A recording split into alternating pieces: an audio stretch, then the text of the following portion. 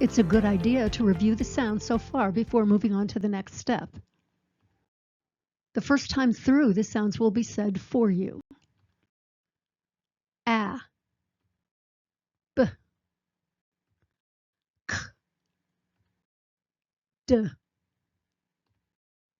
Now, say only the sound of each letter. Use the graphic reminder to help you remember each sound.